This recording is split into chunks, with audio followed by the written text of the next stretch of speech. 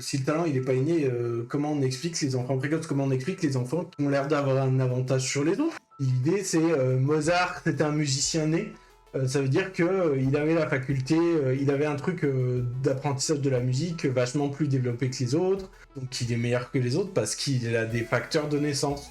Et l'explication elle est un peu bon ok, on sait pas, ça a l'air un peu bizarre.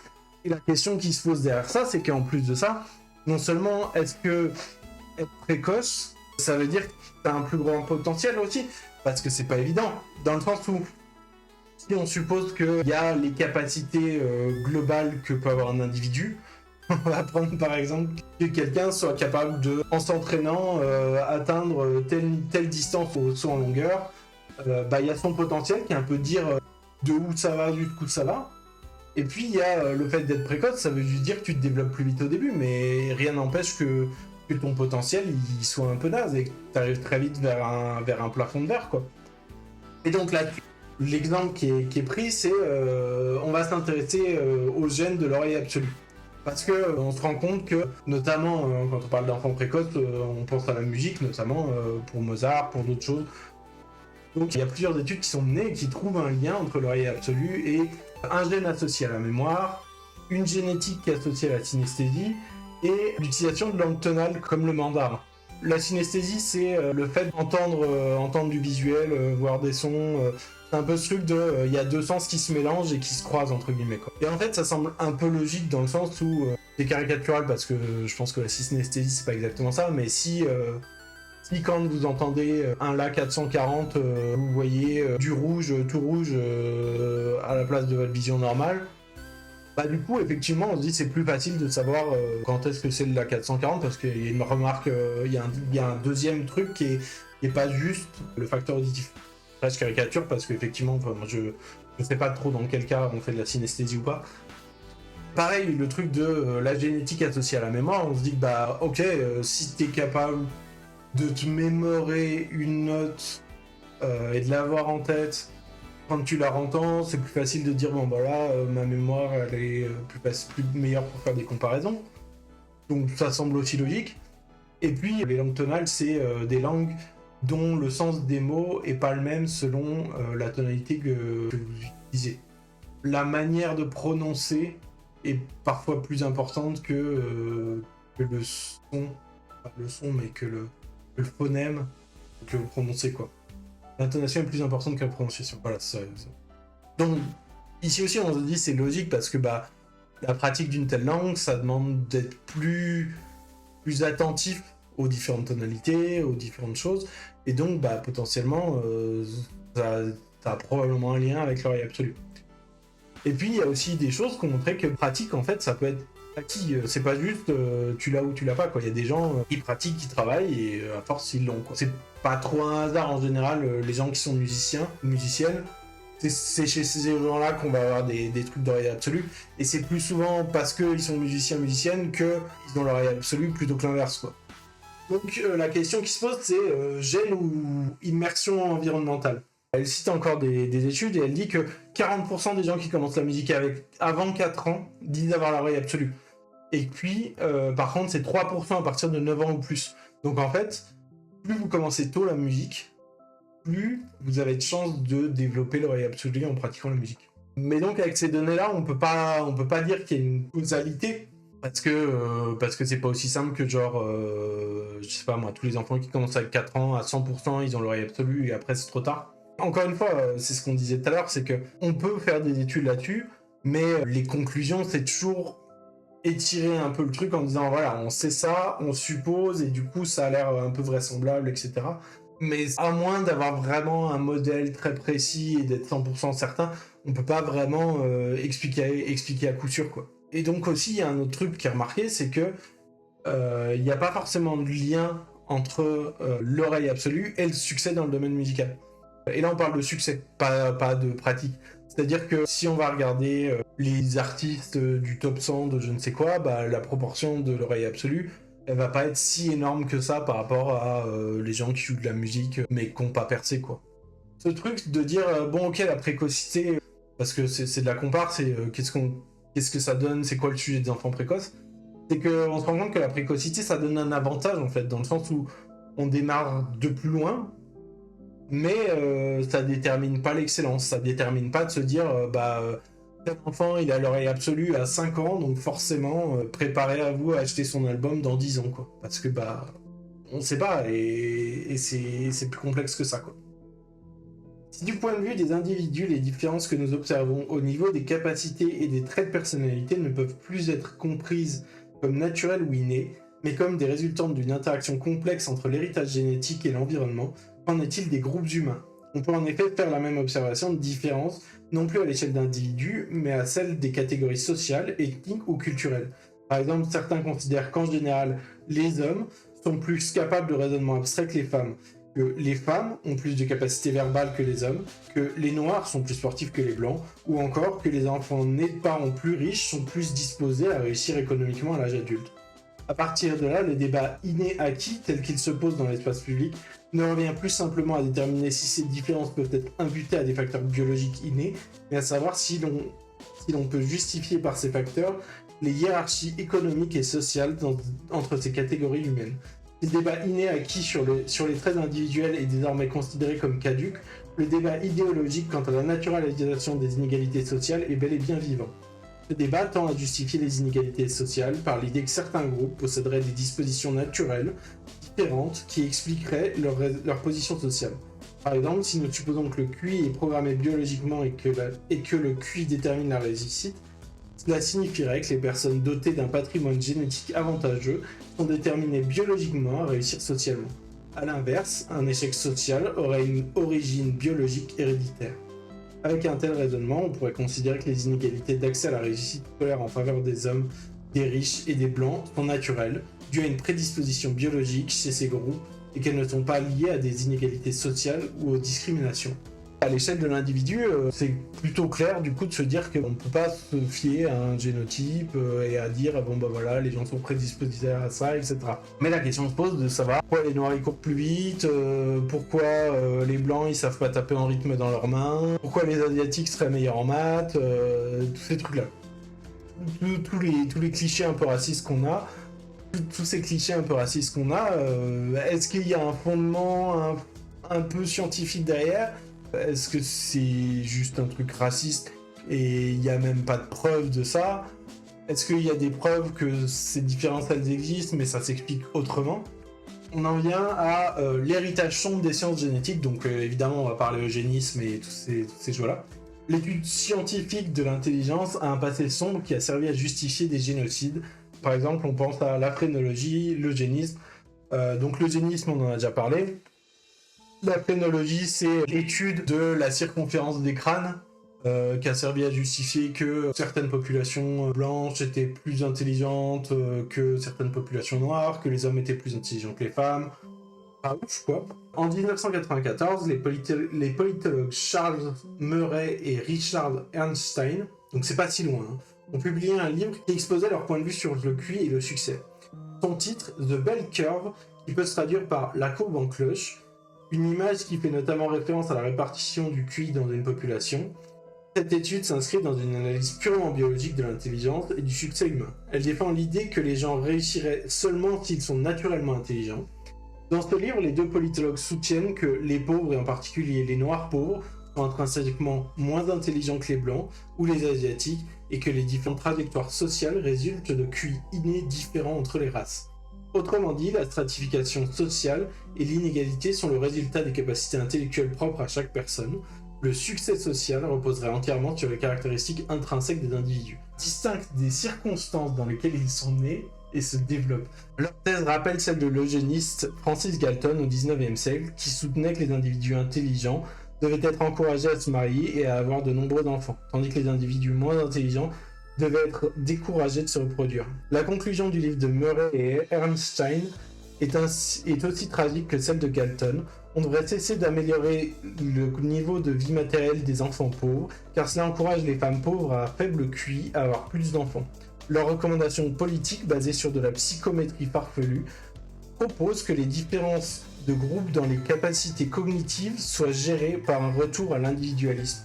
Ils considèrent qu'une personne ne doit pas être jugée en tant que membre d'un groupe, en tant qu'individu et qu'il n'y a rien que nous puissions faire pour aider les gens. Chacun peut et doit s'en sortir par ses propres capacités. Il conclut, les gens ont besoin de respect de soi, mais le respect de soi doit être mérité, et ce ne peut pas être le respect de soi s'il n'est pas mérité.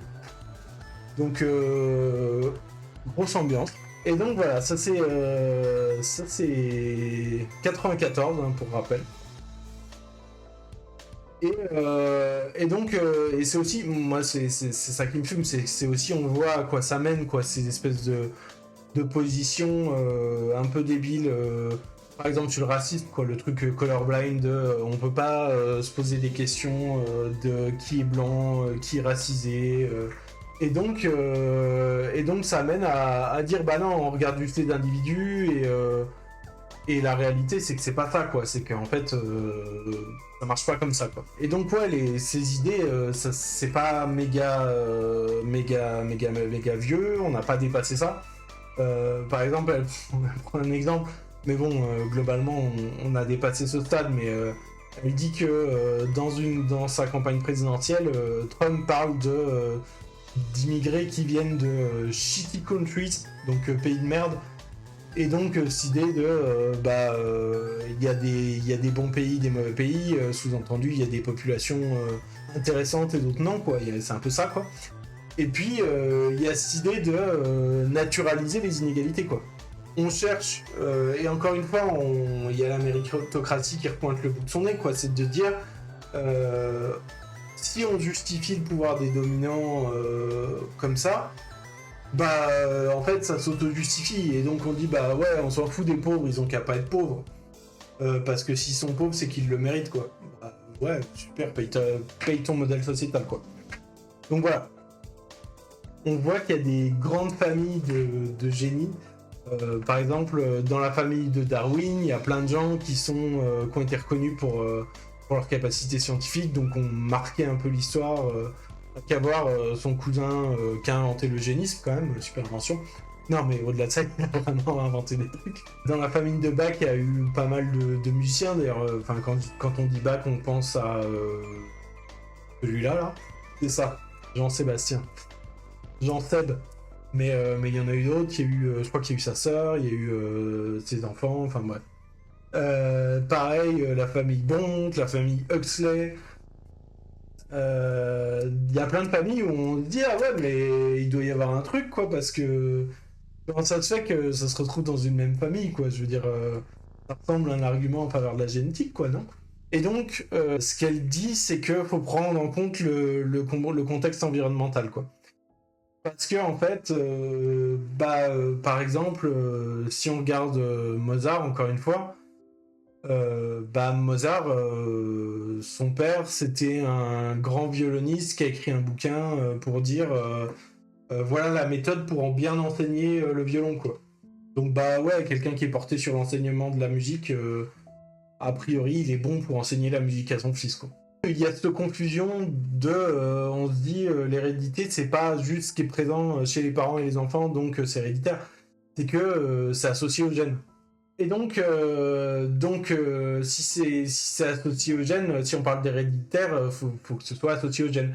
Et donc, faut prendre en compte le contexte environnemental. Donc, je reviens à ce truc de Mozart où, en fait, son père était reconnu pour avoir écrit une méthode qui apprenait aux gens la musique. Donc, pas de surprise pour qu'il apprenne bien la musique, quoi. En matière de talent, il est tentant de ne pas tenir compte de l'environnement familial partagé pour entretenir la magie qui aurait les capacités hors du commun de certains individus.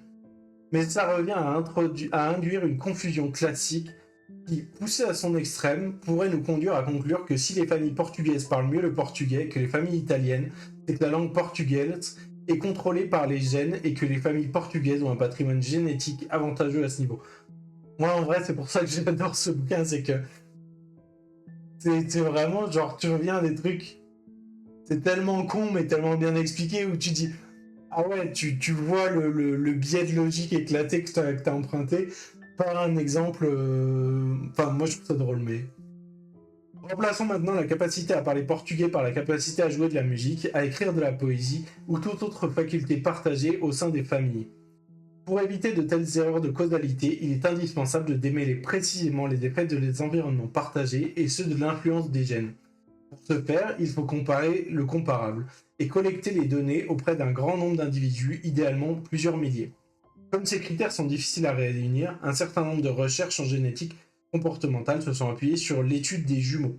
Elles permettent de comparer des jumeaux identiques, entre parenthèses monozygotes, avec des jumeaux non identiques, entre parenthèses dizygotes, afin de différencier les effets génétiques des effets environnementaux. Les deux groupes de jumeaux partagent les mêmes environnements familiaux, mais s'il y a effectivement un lien héréditaire dans les traits observés, on peut s'attendre à ce que les jumeaux identiques soient plus similaires que les jumeaux non identiques. Ainsi, en examinant dans quelle mesure les jumeaux identiques sont plus similaires dans certains traits que les jumeaux non identiques, on peut a priori obtenir une mesure de l'héritabilité d'un trait.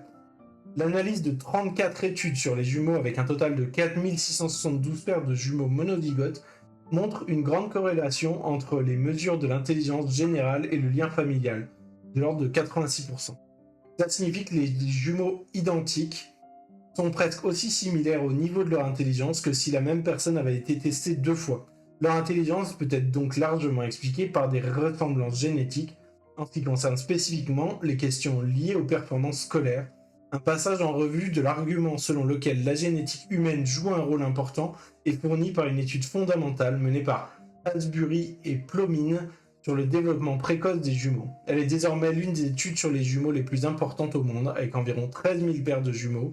Or, dans ces travaux, il reste probable que les jumeaux étudiés présentent des similitudes de par les expériences de vie largement partagées. Une autre façon plus rigoureuse d'établir dans quelle mesure le QI est déterminé par la nature plutôt que par l'acquis est d'étudier les jumeaux identiques séparés à la naissance, élevés dans des circonstances très différentes. Mais de tels cas sont inhabituels, et certaines des recherches les plus influentes, telles que les travaux du psychologue anglais du XXe siècle, Cyril Burt, qui prétendait avoir montré que le QI était inné, sont aujourd'hui jugées douteuses. Après la mort de Burt, il a en effet été révélé qu'il avait falsifié une grande partie de ces données, inventant notamment des cas de jumeaux séparés ou des corrélations qui n'existaient pas. L'héritabilité du QI, observée dans les études de jumeaux adoptés, pourrait subir le même biais lié à l'environnement partagé. Le biologiste Stephen Rose soulève ce point central en montrant que la plupart des jumeaux adoptés ont grandi dans les mêmes types de familles de la classe moyenne, qui ont donc des environnements sociaux assez proches. Ainsi, il n'est pas surprenant qu'ils se retrouvent avec des QI similaires. Dans les cas relativement rares où des jumeaux ont été adoptés dans des familles de classe sociale et de niveau d'éducation différents, les chercheurs ont pu constater d'énormes disparités de QI. En d'autres termes, là où les environnements différaient considérablement, l'acquis semble avoir eu une influence beaucoup plus puissante que la nature sur le QI. D'une manière imagée et caricaturale, les gènes s'expriment différemment quand ils sont sous influence ou pression environnementale variable. Pour laisser nos différences génétiques s'exprimer, il faudrait que nous soyons tous égaux à nos conditions environnementales.